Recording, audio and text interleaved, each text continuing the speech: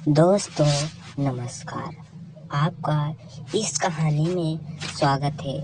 यह कहानी एक ऐसी कहानी है जिससे आपकी ज़िंदगी बदल सकती है, क्योंकि इस कहानी में ईर्ष्या के बारे में बताया गया है कि ईर्ष्या क्या होती है, ये हमारे अंदर कैसे जगह बना लेती है, और अगर किसी भी व्यक्ति के मन में ईर्ष्या है तो उस व्यक्ति को हम कैसे पहचानेंगे, या ईर्ष्यालु व्यक्ति का जीवन कैसा हो जाता है, आज हम इस वीडियो में जानेंगे। तो कहानी को शुरू करते हैं। धन्यवाद।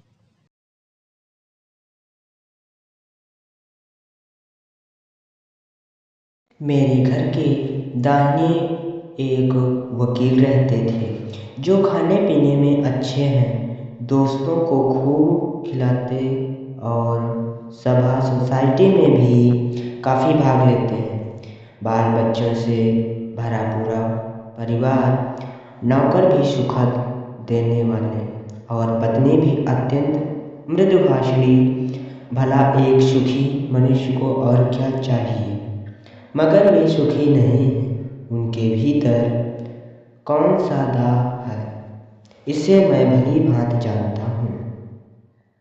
दरअसल उनकी बगल में जो बीमा एजेंट हैं, उनके विभव की वृद्धि से वकील साहब का कलेजा जलता रहता है।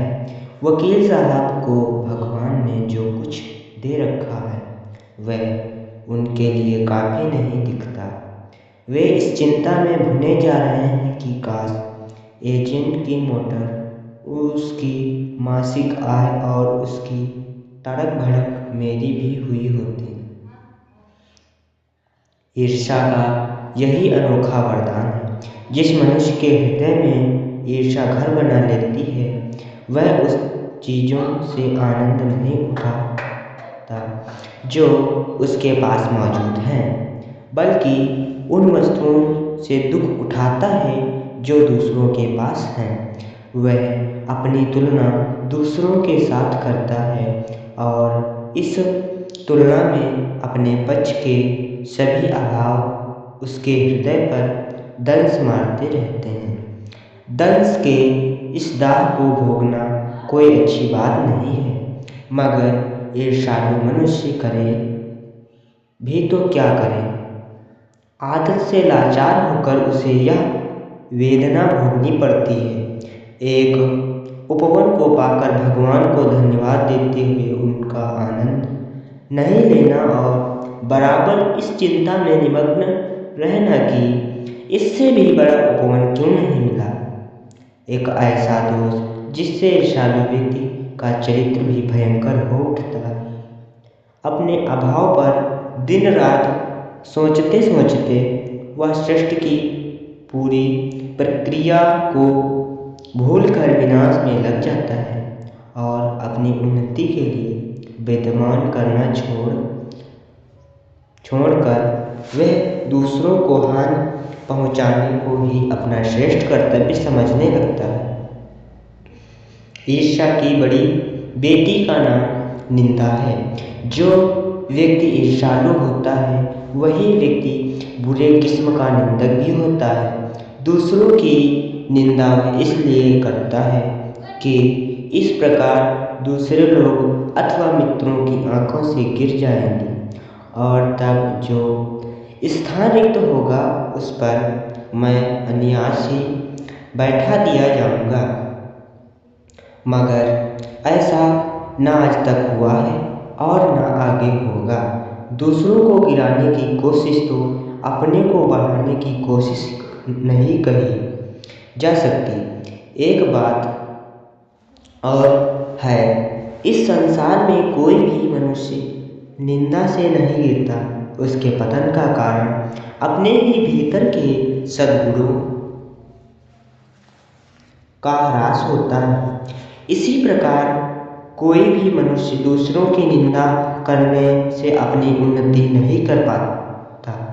उन्नति तो उसकी तभी होगी जब वे अपने चरित्र को निर्मल बनाए तथा अपने गुणों का विकास करे। ईर्ष्या का काम जलाना है, मगर सबसे पहले वह उसी को जलाती है जिसके हृदय में उसका जन्म होता है।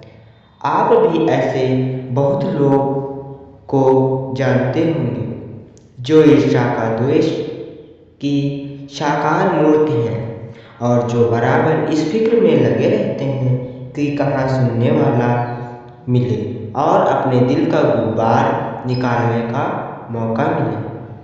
श्रोता मिलते ही उनका ग्रामोफोन बजने लगता है और वे बड़ी ही होशियारी के साथ एक कांड इस ढंग से सुनते हैं कि मानो विश्व कल्याण को छोड़कर उनका और कोई ध्येय नहीं है। अगर जरा उनके अपने इतिहास को भी देखिए और समझने की कोशिश कीजिए। जब से उन्होंने इस सुकर्म का आरंभ किया है तब से वे अपने क्षेत्र में आगे बढ़े हैं या पीछे हटे हैं, या फिर भी कि अगर वे निंदा करने में समय व शक्ति का अपव्यय नहीं करते तो आज इस स्थान कहाँ होता है। दोस्तों, कहानी को पूरा जरूर सुने। चिंता को लोग चिता कहते हैं, जिसे किसी प्रचंड चिंता ने पकड़ लिया उस बेचारे की जिंदगी खराब हो जाती है। किंतु ईर्ष्या शायद चिंता से भी बदतर चीज है, क्योंकि वह मनुष्य के मौलिक गुणों को ही कुंठित बना डालती है। मृत्यु शायद फिर भी श्रेष्ठ है बनस्वस्त इसके कि हमें अपने गुणों को कुंठित बनाकर जीवन जीना पड़े। चिंताग्ध व्यक्ति समाज की दया का पात्र है, किंतु ईर्ष्यालु से जला भुना आदमी जहर की एक चलती फिरती गठरी के समान है जो हर जगह वायु को दूषित करती फिरती है। ईर्ष्यालु मनुष्य की चारित्रिक दोष ही नहीं, प्रत्युत इससे मनुष्य का आनंद में भी बाधा पड़ती है। जब भी मनुष्य के हृदय में ईर्ष्या का उदय होता है, सामने का सुख उसे मध्यम सा दिखने लगता है। पक्षियों के गीत में जादू नहीं रह जाता और फूल तो ऐसे हो जाते हैं मानो वे देखने योग्य ही ना हो। आप कहेंगे निंदा के बाण से अपने प्रतिद्वंदियों को भेद कर हंसने में एक आनंद है, और यह आनंद ईर्ष्यालु व्यक्ति का सबसे बड़ा पुरस्कार है। मगर यह हंसी मनुष्य की नहीं, राक्षस की हंसी होती है, और यह आनंद भी दैत्यों का आनंद होता है। ईर्ष्या का संबंध प्रतिद्वंदिता से होता है, क्योंकि भिखमंगा करोड़पति से ईर्ष्या नहीं करता। यह एक ऐसी बात है जो ईर्ष्या के पक्ष में भी पड़ सकती है, क्योंकि प्रतिद्वंदियों से भी मनुष्य का विकास होता है। किंतु अगर आप संसार व्यापी सुयश चाहते हैं तो आप रसेल के मतानुसार शायद नेपोलियन से स्पर्धा करेंगे।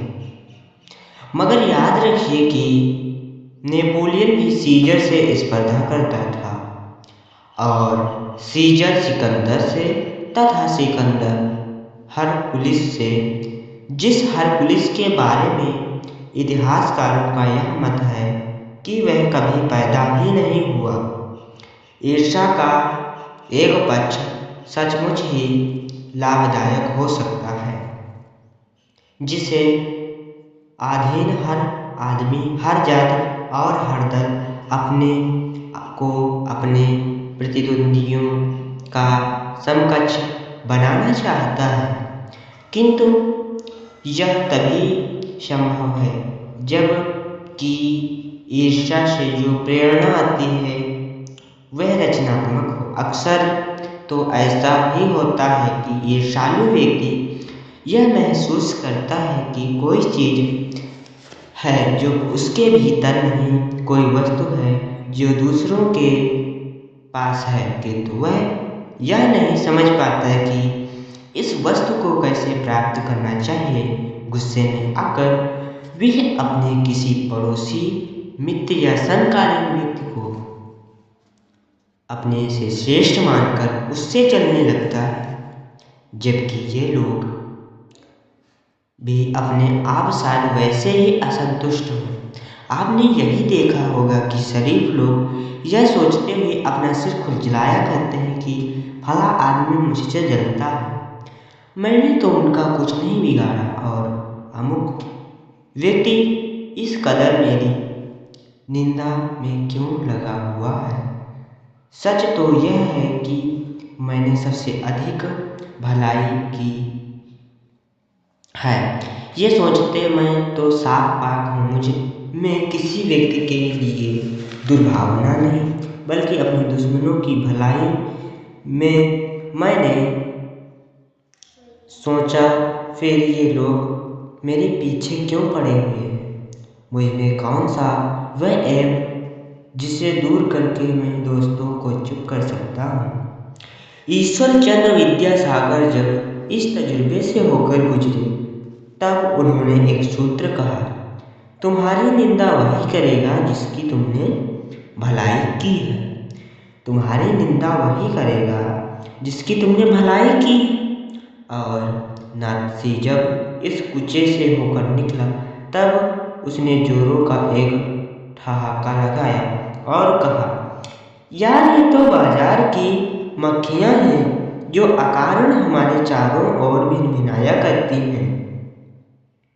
ये सामने प्रशंसा और पीठ पीछे निंदा क्या करते हैं। हम इनके दिमाग में बैठे हुए ये मक्खियाँ हमें भूल नहीं सकती, और क्योंकि ये हमारे बारे में बहुत सोचा करती हैं, इसलिए ये हमसे डरती हैं और हम पर शंका करती हैं।